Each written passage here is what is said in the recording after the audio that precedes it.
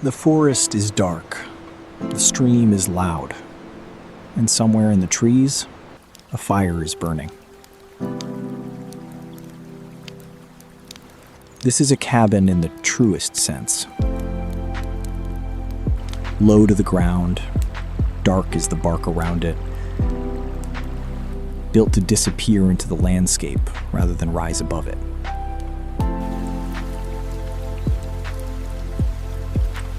From the outside, it barely announces itself.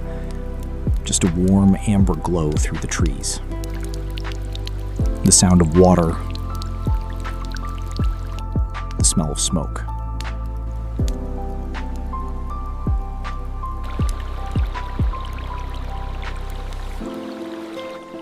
But step inside, and the word cabin no longer quite fits.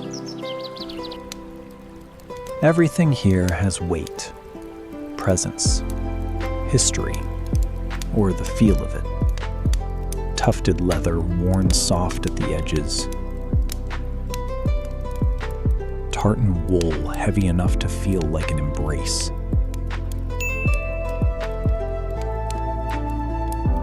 Stone walls that hold the heat of the fire long after the flames die down.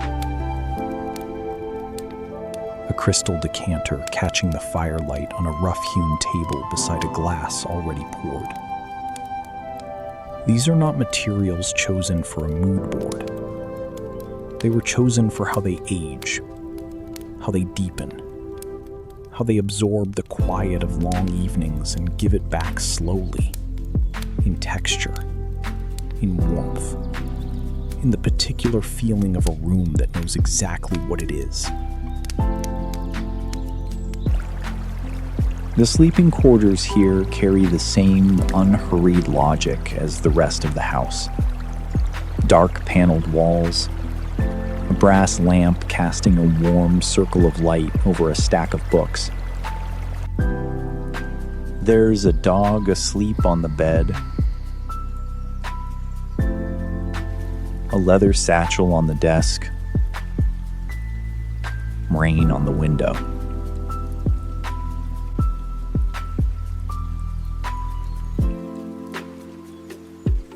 A tartan blanket folded at the foot of a bed that looks like it hasn't been made in exactly the right way.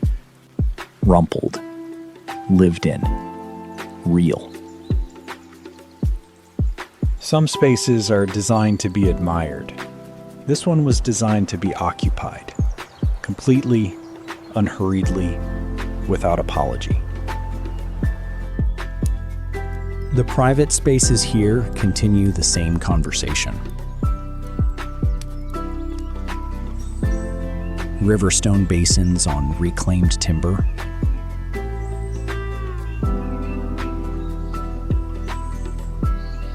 A dressing room lined in dark joinery, every shelf holding something earned. Leather bags, folded wool, things kept for years. A tufted ottoman at the center of it all, the kind you drop into without thinking. And outside, hidden behind stone walls rising from the mist, a natural hot spring pool. Cold air on your face, dark trees on every side, a fire burning at the water's edge. It is, without question, the best place to end a day in the forest. The kitchen smells like bread and copper and pine resin. Copper pans hang from iron rails above a professional range. A marble backsplash behind dark cabinetry. A deep farmhouse sink looking out at the stream.